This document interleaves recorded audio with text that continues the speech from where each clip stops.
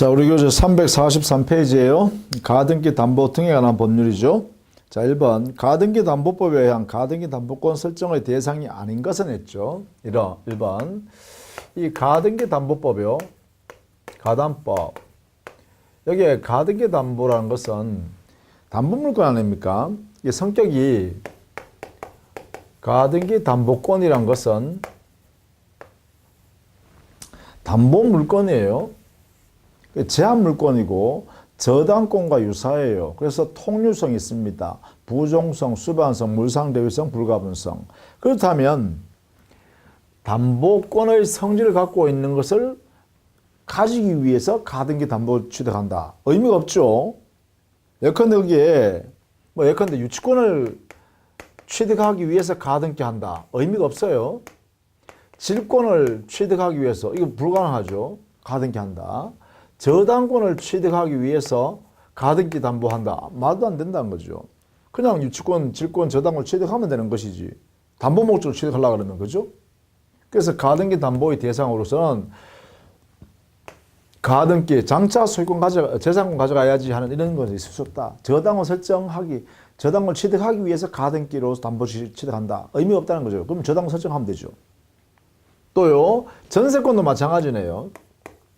전세권도 담보권적 성격이 있잖아, 그죠? 전세권을 취득할 목적으로 가등기 담보권 설정할 수 없다. 이렇게 하겠죠.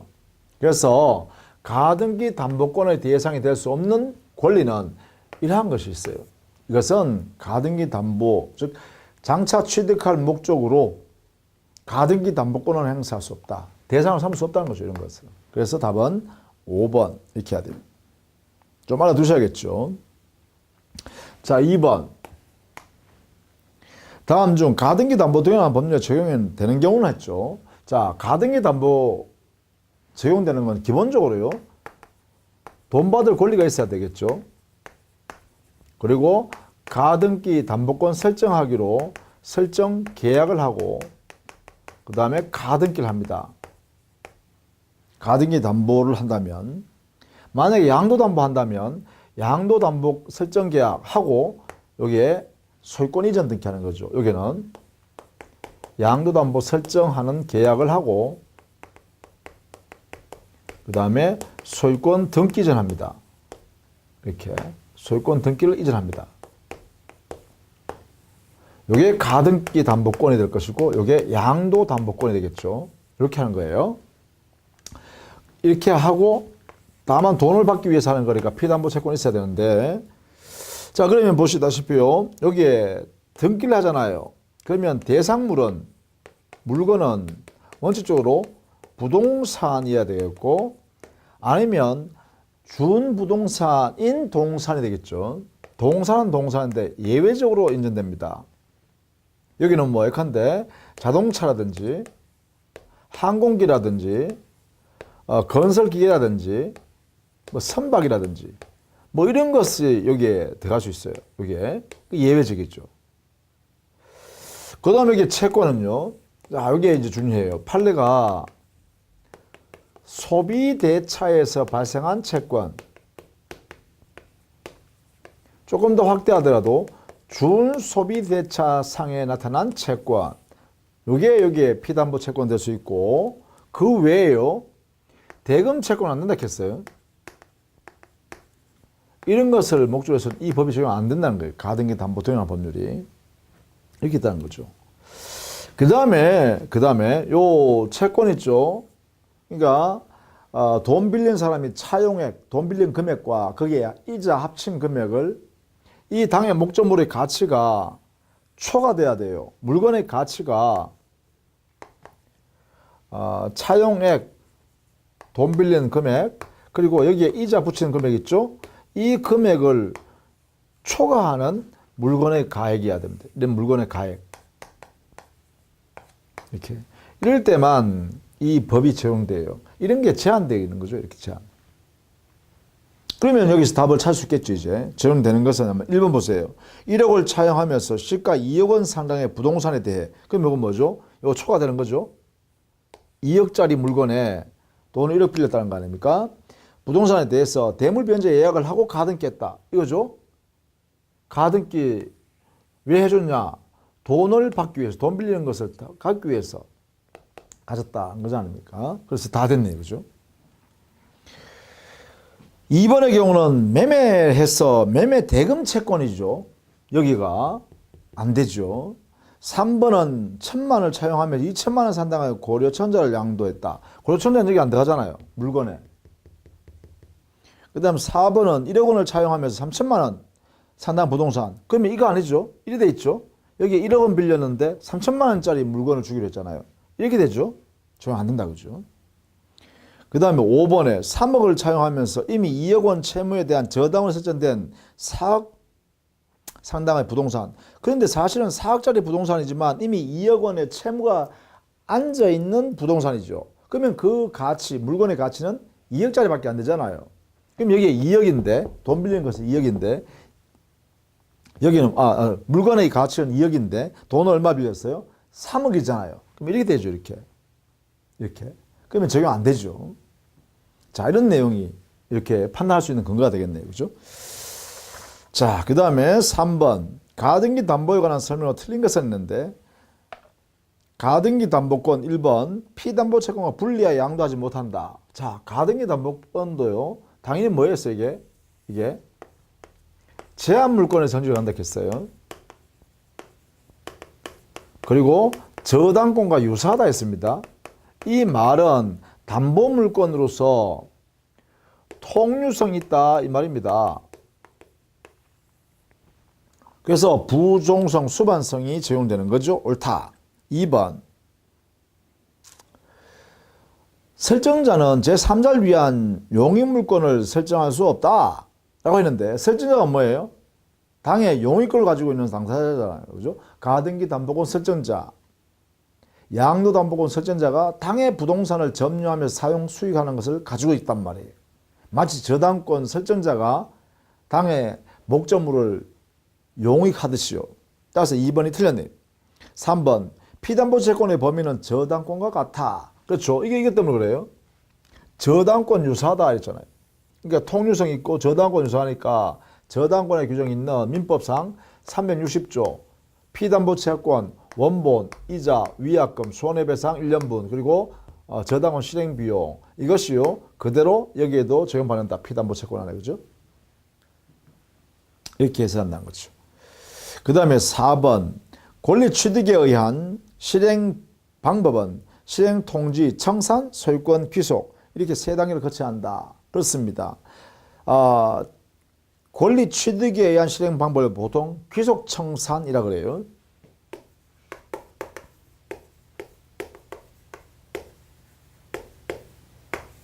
귀속 청산. 이 귀속 청산은 반드시 청산 절차를 경유해야 돼요.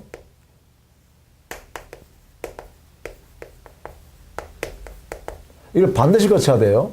이게 강행 규정이에요. 강제적으로 해야 돼요. 안 하면 무효예요. 위반이니까. 이게 뭐냐? 실행 통지하고 그 다음에 청산 기간을 거쳐서 청산을 해야죠. 청산하면서 이렇게 해요. 청산 기간을 거쳐서 청산하면 그대요 뭐 해요? 소유권이 귀속되겠죠. 이렇게. 소유권 귀속 절차는 뭐예요? 가등기면 본등기 해야 되고, 다만 그때는 청산금을 지급해야 되는 거죠. 뭐 이렇게 되겠죠. 자, 5번. 청산금이 없는 경우라도 청산 통지해야 됩니다. 반드시 이거 해야 되잖아요. 통지. 선정하면 안 된다 했죠. 강기종이니까 이 절차 거쳐야 되는 거예요. 반드시. 자, 4번은 틀린 거 한번 볼까요? 4번. 틀린 것은 했네요. 1번 보시죠. 이 법은 매매 대금 채권을 담보하기 위하여 경조된 양도담보에도 적용된다가 아니라 어디에요?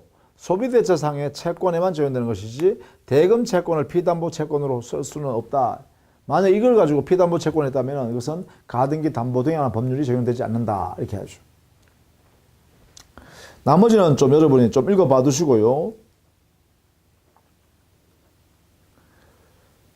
정리를 해둬야 되는데 법 조문들이에요. 전부 다 이게. 그렇죠. 밑에 해서 보면 전부 다 법 조문 근거로 이렇게 해놨죠. 그러니까 법 조문이 있는 거니까 그대로 알아두시면 되는 거예요. 특별한 내용이 없죠. 2번에 보시면은 귀속청산 방법 우리 법에 정리되어 있다 했죠.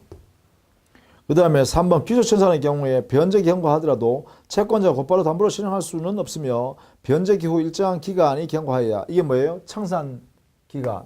이 청산 기간은요 2개월 이상입니다. 이 통지를 채무자 등에게 도달한 날로부터 2개월이 경과해야 청산 절차로 들어갈 수 있다는 거죠. 그게 2개월입니다. 청산 기간. 4번 채권 담보의 목적으로 소유권 이전 등기가 견조되는 경우라도 청산 기간이 경과하고 청산금을 지급하지 않은 한 그에게 대내외적으로 소유권 취득의 효과가 발생하지 않는다. 왜 그래요? 바로 이게 강행 규정이네. 그렇죠? 반드시 실행 통지하고 실행 통지는 그래요. 변제기 피담보 채권 변제기 도래했어요. 변제기 도래했을 때 청산금을 통지하는 거죠. 누구한테 하죠? 채무자 등에게. 등이라는 것은 채무자 외에도 물상보증인이 있으면 물상보증인까지 다 해야 되는 거고 제3취득자 있으면 채무자 제3취득자한테도 다 해야 된다는 거죠. 이 사람들한테 이렇게 통지하고 이 통지가 도달한 날로부터 누구한테? 채무자 등에게 도달한 날로부터 2개월을 경과시켜야 돼요. 이때는 청산을 못 줘요. 자, 2개월이 경과했어요. 경과하면 그러면 청산 절차를 해야 되는데 그게 뭐냐? 청산금을 교부하고 청산금을 지급하고 그 다음에 가등기에서 본등기 하는 거죠. 이 두 개가 뭐냐? 동시이행관계예요. 그렇게 하면 이 본등기에서 소유권을 취득하게 되겠죠. 이렇게. 이런 절차를 반드시 거쳐야 된다는 거죠. 자, 그런 의미입니다. 자, 5번 귀속청산의 경우에 후순위 권리자는 가등기 담보권자가 채무자에게 지급하여야 할 청산 금액에 대한 권리를 행사할 수 있다. 이것도 알아두셔야겠는데 자, 여기에 채무자 등에게 통지하는 것은요 효론 요건이에요. 그죠? 이게 이런 것은 반드시 강행 규정이니까 이 절차가요. 여기에 어느 한 개를 빠지면 무효예요. 효력이. 그런데 이게 실행 통지를 한 가등기 담보권자인 채권자는 후순위 담보권자나 후순위 권리자들한테도 이 사람들에게 통지해야 됩니다. 이 내용을 통지했다는 사실을요. 청산금 얼마가 되어서 채무자 등에게 통지해서 언제 그 통지가 도달했다는 사실을 후순위 권리자들에게 통지해 줄 의무가 있어요. 이 통지를 하지 않는다고 해서 무효가 되는 거 아니에요. 귀속청산이. 다만 2번 변제할 우려가 있죠. 왜냐하면 청산금을 후순위 권리자들한테 아무런 통지를 하지 않았기 때문에 이 후순위 담보권자는 모르고 있어요. 그런데 이 가등기 담보권자가 청산금을 만약에 채무자 등에게 줘버리면 지급해버리면 청산금을 지급해버리면 그럼 이 후순위 담보권자들이요 그러한 내용을 가등기 담보권자로부터 통지받은 사실이었기 때문에 이 사람들 나중에 알고 뭐예요? 채무자한테 가서 돈 받으라고 했더니만 이미 그것이 가등기 담보권자한테 소유권 넘어가 버렸잖아. 이렇게. 그러면 이 사람들이요 가등기 담보권자인 채권자한테 가서 야, 너 청산금 얼마라고 줘버렸지? 그 범위 안에서 내 채권 네가 변제 이렇게 한다는 거예요. 그래서요 요게 후순위 권리자는 이 청산금 범위 안에서요 이렇게요 지급 청구할 수 있어요. 자기 채권을 지급 청구할 수 있는 권리가 있어요. 이렇게 후순위 권리자들의 권리예요. 청산금 안에서 자기의 채권만큼에 대해서 가등기 담보권자 네가 채무자한테 주지 말고 내한테 변제해라. 내한테 지급해라. 내 채권만큼만. 그리고 자기의 채권 증서를 즉 채무자한테 받은 채권 증서를 내 가등기 담보권자 너한테 넘겨줄게. 이렇게 하는 거예요. 이 권리가 있기 때문에 그래서 이게 통지를 해줘야 합니다. 그것이 바로 5번 지문이네요. 그죠? 5번 지문. 자, 그 다음에 5번 문제 한번 볼까요? 5번. 권리 취득에 의한 가등기 담보권 시행 통지. 이거는 뭐예요? 귀속청산한다는 거죠.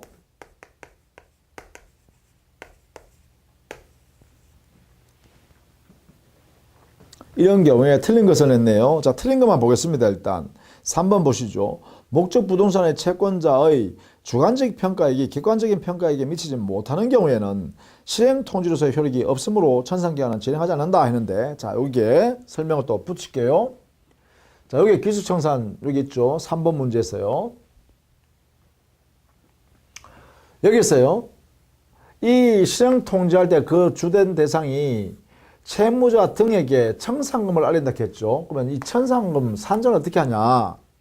청산금 산정은 당해 부동산의 가액에서 자기 채권을 빼고 또 자기보다 선순위의 선순위 담보권자의 채권을 공제합니다. 이렇게. 자, 여기 반드시 선순위라는 걸 알아두셔야 돼요. 가등기 담보권자의 순위보다가 선순위에 있는 저당권자가 있다면 또는 근저당권자가 있다면 그분의 채권을 공제합니다. 고려하도록 해놨어요. 이렇게. 우리 법에는 고려하여야 한다. 이 말은 뭐냐? 공제해라. 이건 자기가 인수하는 거예요. 마찬가지죠. 자, 그러면 여기에 가액을 산정해야 될 거 아니에요. 그죠? 부동산의 가액을 산정한 다음에 이걸 공제해야 될 거 아닙니까? 그러면 이 가액을 어떻게 평가하냐? 여기에 대해서 우리 판례는요, 주관적으로, 즉 가등기 담보권자인 채권자가 주관적으로 평가해도 무방하다 이렇게 했어요.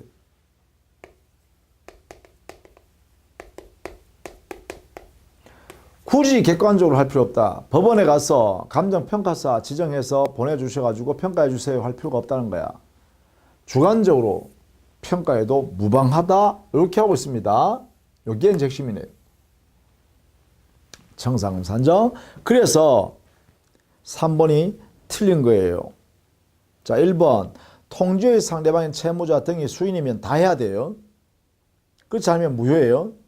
2번 청산금의 평가액과 이를 산출하기 위한 근거로서의 통지 당시의 목적 부동산의 평가액과 평가를, 이게 뭐예요? 360조 규정된 가액을 이게 다 명시해야 되죠. 당해 각각 부동산마다.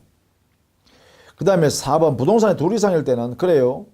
각 부동산의 소유권 이전에 의하여 소멸시키려고 하는 채권과 비용을 각각 통지해줘야 돼요. 이 부동산에 내가 얼마 변제받고 이 부동산에 얼마 내가 변제받는다. 이렇게 각각 통지해줘야 돼요. 보통 4번의 의미는 공동 가등기 담보권자가 되겠죠. 4번요. 공동 가등기 담보권자.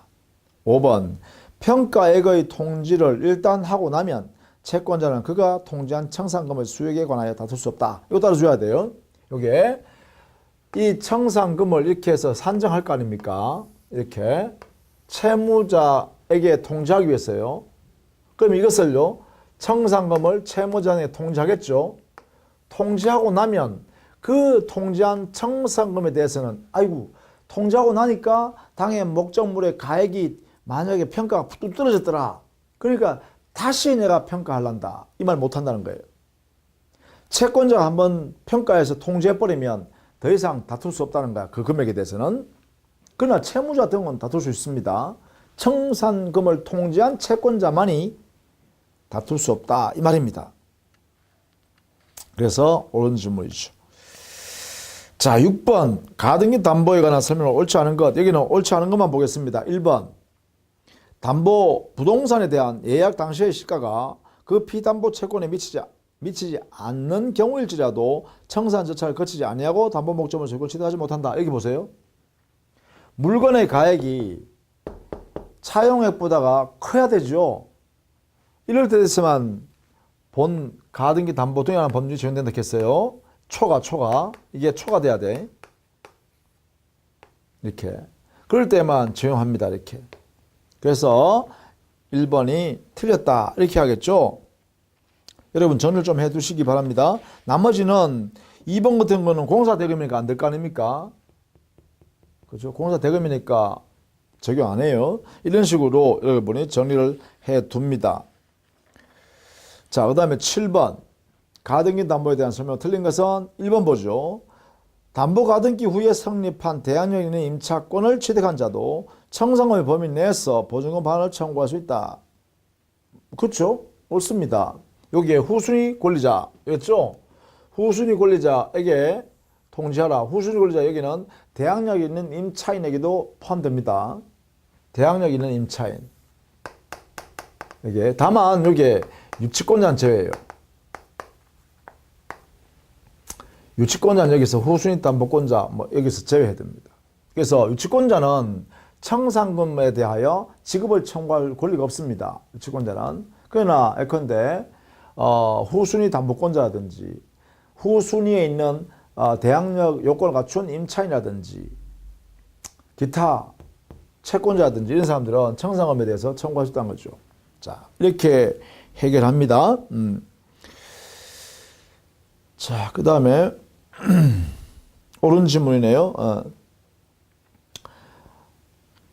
2번 청산금은 시행통지 당시의 부동산 가액에 그 시점의 피담보 채권 공제한 차익이다. 그렇습니다. 3번 가등기 담보권자가 가등기 담보권 실행으로 소유권을 취득하려면 청산금의 평가액을 통지해야 되죠. 4번 가등기 담보 설정자가 파산한 경우에는 별채권을 갖습니다. 담보물권자니까요. 5번 가등기 담보권자는 변제기가 도래하기 전에 가등기 담보권을 제3자에게 양도할 수 없다 했는데 가등기 담보권도 피담보 채권과 함께 이전할 수 있죠. 부종성 수반성이 있다 했잖아요. 수반성이 있다는 것은 뭐예요? 피담보 채권 돈 받을 권리를 함께 가등기 담보권도 다른 사람한테 양도할 수 있다는 것입니다. 처분하는 거죠. 그래서 5번이 틀렸네요.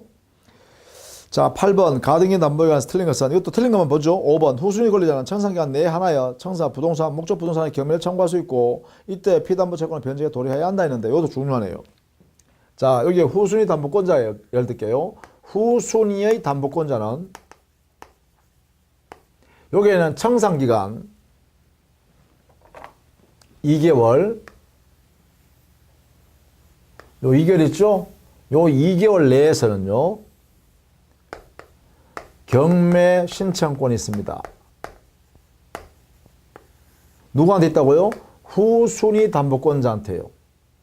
후순위 담보권자는 여기에 청산기간 2개월 내에는 자기의 담보권에 의해서 경매권을 행사합시다. 이걸 인정한다는 거예요. 경매권 행사자. 경매권 행사 가능해요. 이때 이 후순위 담보권자의 자기의 채권이 변제기에 도래하지 않아도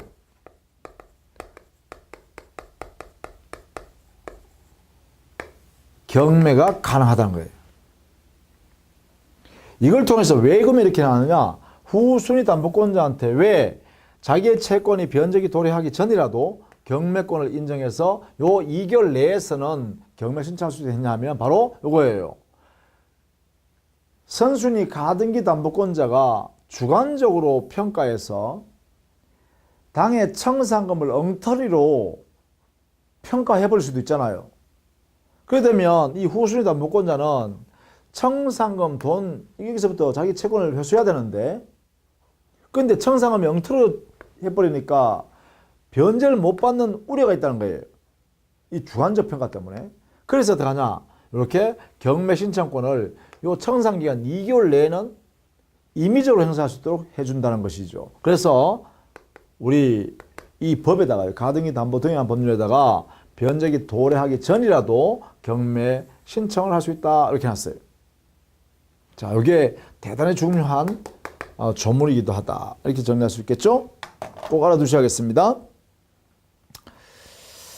자, 그 다음에 9번인데요.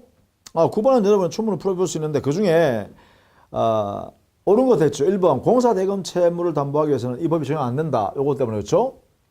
2번 청산금을 지급할 필요 없이 청산 절차가 종료된 경우 그러면 어떻게 돼요? 그때부터 담보 목적물의 과실수치고는 채권자에게 소환한다? 아니죠. 청산금을 지급할 필요 없이 청산 절차가 종료됐다 라고 했는데요. 자, 이 말은 뭐냐면 청산금이 존재하지 않는다, 없다라고 통지했다는 거예요. 그리고 2개월 경과했다는 거예요. 그러면 그 다음에는요, 청산금 지급할 필요가 없죠. 그러면 어떻게 되나요? 본능게 바로 해버릴 수 있잖아요. 그죠? 그러면 이렇게 되겠네. 청산할 필요 없이 청산 절차가 완료되었다 라고 한다면 청산금 줄 내용이 없다고 통지했는데 채무자 등도 이의를 제기하지 않고 그냥 이렇게 다 종료되어 버렸다는 거예요. 그렇다면 당연히 뭐예요? 그때부터는 이 가등기 담보권자가 이제는 소유자가 되어버리잖아요. 그러니까 그때부터는 담보 목적물로도 발생하는 과실은 가져갈 수 있겠네요. 따라서 2번은 옳은 질문이다 이렇게 하겠네요. 그죠? 자, 3번 가등기 담보의 채무자는 귀속 청산과 처분 정산 중 하나를 선택할 수 있다 했는데 우리 법상으로는 뭐만 있다 했어요? 귀속 정산 또는 귀속 청산해도 좋습니다. 귀속 정산 또는 귀속 청산만 인정됩니다. 처분 정산은 뭐냐? 가등기 담보권자나 양도 담보권자가 자기 멋대로 처분해버린 거, 팔아버린 거예요. 그것은 우리 법에는 인정하지 않는다. 4번 가등기 담보입니다. 담도가 아니고 담보의 채무자의 채무 변제기와 가등기 말소는 동시행 관계에 있다. 자, 이게는요. 채무 변제가 선이행 의무고요. 그 다음에 가등기 말소 의무입니다. 후이행 의무죠. 선후 관계입니다. 5번 담보 가등기 후의 저당권자는 청산기간 내라도 저당권의 피담보 채권 도래하기 전에 담보 목적의 부동산을 경매 청구할 수 있죠. 이거잖아요. 그죠? 후순위 저당권자는 자기의 채권이 변제기 도래하지 않았더라도 경매 신청을 청산기간 내 2개월 내에는 행사할 수 있다 해야죠. 이게요. 그렇게 정리를 해 두셔야겠습니다. 그 다음에 가등기 담보에 관한 틀린 것인데요. 10번 문제 볼까요? 여기도 10번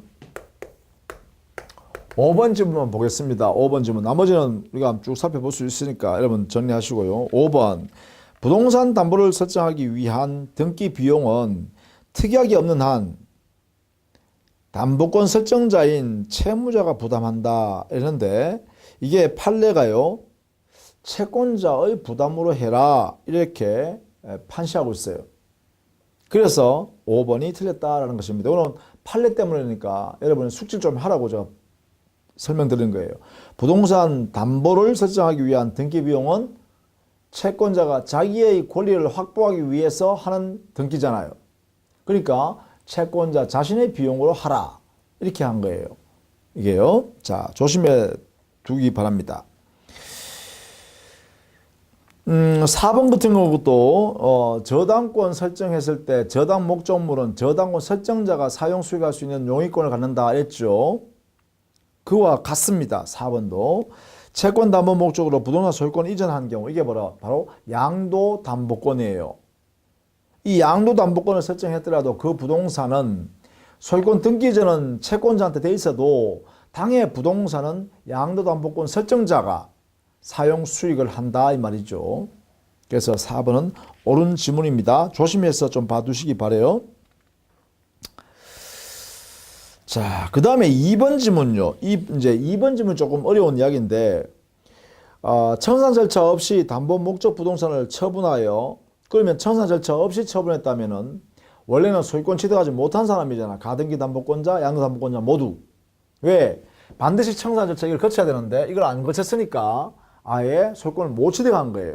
못 취득되어 있는데 불구하고, 자기 앞에 소유권 등기가 있는 경우에 즉 가등기 담보권자나 가등기 담보권자가 본등기해버리면 소유권 등기가 자기한테 있는 거 아닙니까? 또 양도 담보권자는 처음부터 자기 앞에 소유권 이전 등기돼 있는 거잖아요. 그런 상태에서 만약에 제3자한테 처분해버렸어요. 그런데 그 제3자가 그러한 청산 절차가 거치지 않았다는 사실을 모르고서 샀다라고 하면 이 제3자는 우리 가등기 담보 등에 관한 법률에 의해서 제3자, 선의 제3자에게 소유권을 인정해버립니다. 요거는 꼭 알아두셔야겠죠.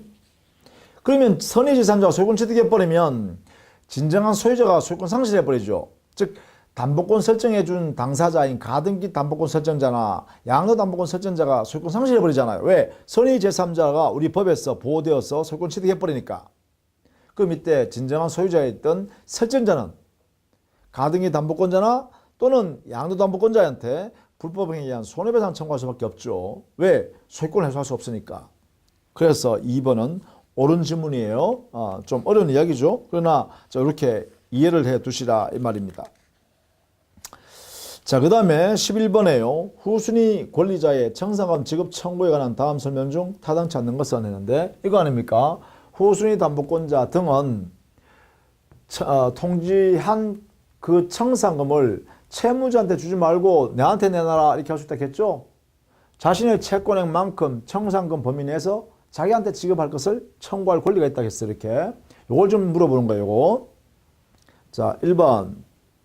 청산금이란 통지 당시의 부동산 가액에서 가등기에 의해 담보된 채권액과 선순위 담보 등을 공제한 금액을 말한다. 그렇습니다. 이거죠. 요거잖아요. 요거요. 이게 선순위 채권액까지도 공제하라. 이게 청산금이 된다. 이 말입니다. 2번 담보권 실행 통지가 채무자 등에 도달한 때에는 채권자는 지체 없이 후순위 권리자 등에게 채권액을 통지해야 한다. 이거죠. 이 사람들한테도 통지해주라는 거죠. 다만 여기까지는 효력 요건이고요. 이거는 대항 요건이에요. 이 사람은 통지해버리면 얘가 통지했는데 불구하고 이게 취급 청구 안 하면 그 다음에 이 청산금 누구한테 줘버려요? 그래요. 채무자한테 줘버리죠. 여기에. 그래도 책임을 면한다는 거죠. 통지. 그 다음에 3번 채권자는 그가 통지한 청산금의 수역이 사실과 다른 경우 이를 정정할 수 있다가 아니라 이 청산금은 다툴 수 없다 했죠. 통지한 청산금은 채권자는 다툴 수 없다 이랬습니다. 다툴 수 없다. 그래서 3번 틀렸네요. 4번 가등기 권리자가 후순위 권리자로부터 그 채권의 명세와 정서를 받고 그에게 청산금을 지급했다면 그거 하라는 거예요. 이거 지급하면 그만큼 청산금은 채무자 등에게 지급하지 않아도 되죠. 면하죠. 이게요. 채무자가 후순위 권리자한테 변제해야 될 것을 청산금 범위 내에서 가등기 담보권자인 채권자가 이 사람들한테 청산금을 지급했다는 거예요. 그러면 그만큼 채무자는 채무를 면하니까 청산금 지급 자체가 소멸하겠죠. 따라서 옳습니다. 5번 후순위 권리자의 청산금 채권이 압류, 가압류된 경우에는 채권자가 그러면 채무자 등에게 지급 못하니까 어떻게 해요? 공탁하면 되죠. 공탁. 그렇죠. 공탁함으로써 청산금 지급 채무를 지급한 것으로 간주합니다. 자, 그 다음에 12번요. 가등기 담보의 특유한 소멸 원인인 채무자의 가등기 말소 청구권에 관한 설명이다 틀린 것은 이걸 뭐냐면 이런 이야기예요. 자, 그게 12번.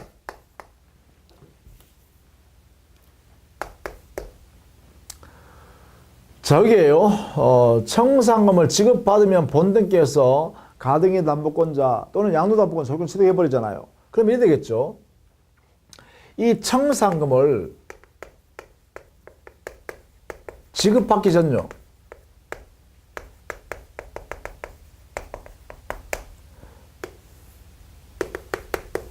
수령 전까지요.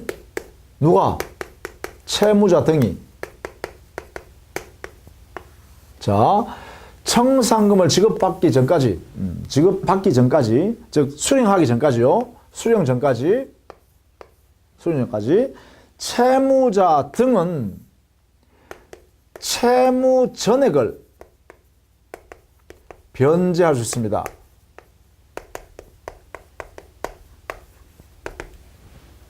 이 채무 전액이란 말은 여기는 그래요. 차용액하고 또 지금 지체하고 있었잖아. 변제를 지금 연체하고 있죠.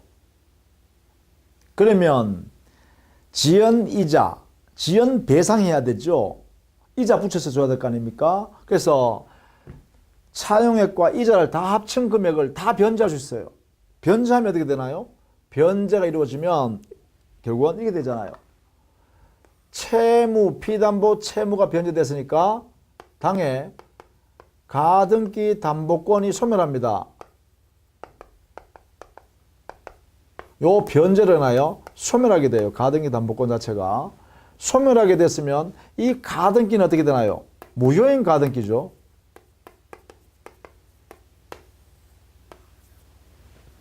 무효 가등기인데 채무자 소유 부동산이나 아니면 물상보증이나 제3자의 소유 부동산에 가등기가 더 무효인 가등기가 존재하죠. 그러니까 채무자 등은 무효인 이 가등기를 뭐 할 수 있어요? 말소 청구할 수 있겠죠. 이 가등기에 대하여 말소 청구한다 이 말이에요. 이게 가등기 말소 청구예요. 이때 이 말소 청구권은 물권적 청구권입니다. 왜 물권 청구냐면 채무자 등이 바로 당의 부동산의 소유자잖아요. 그래서 물권 청구권인 말소 청구권을 행사할 수 있다 이런 이야기입니다. 이렇게. 이게 이제 이야기하는 거예요. 요 말소 청구권을 지금 물어보는 거죠. 요게 12번 문제예요. 12번 문제. 자, 볼까요? 1번. 청산금 채권을 변제받을 때까지. 그렇죠? 말소 청구할 수 있다. 그죠? 변제받을 때까지 먼저 변제해버리면 되니까요. 2번. 청산금이 없는 경우에는 채권자는 청산기간의 경과로 목적 부동산의 소유권을 취득함으로 말소 청구를 할 수 없다. 이러는데 아니죠. 청산금이 없는 경우라 하더라도 뭐예요? 자우지가 먼저 채무를 변제하면 되는 거죠. 변제해버리면 말소 등기 청구권을 여전히 행사할 수 있는 거죠. 따라서 2번 틀렸습니다. 3번. 채무자가 채무액을 채권자에 지급하여야 말소 청구권을 행사할 수 있다. 그렇죠. 그게 왜 그래요? 바로 채무전을 변제함으로써 가등기 담보권이라는 담보권이 소멸되기 때문에 그래요. 4번. 변제기가 경과한 때로부터 10년이 경과하거나 선의 제3자가 소유권을 취득한 때는 말소 청구를 할 수 없다. 요 4번 지문이 또 예외예요. 알아두셔야 되는 거죠. 자, 이렇게 말소 청구권을 행사할 수 있는데 요 말소 청구권에 청구권이 인정되지 않는 경우가 있어요. 말소 청구를. 말소 청구할 수 없는 예외가 있다 이 말이에요. 그게 뭐냐? 두 가지예요. 하나는 당의 피담보채권, 요 채무 있죠, 채무. 요 채무 변제기 경과해버렸어요. 변제기가 지난 후 10년이 경과했다. 변제기 지난 지 10년이 넘었다 이 말이에요. 두 번째는요, 선의 제3자가 소유권 취득한 경우예요.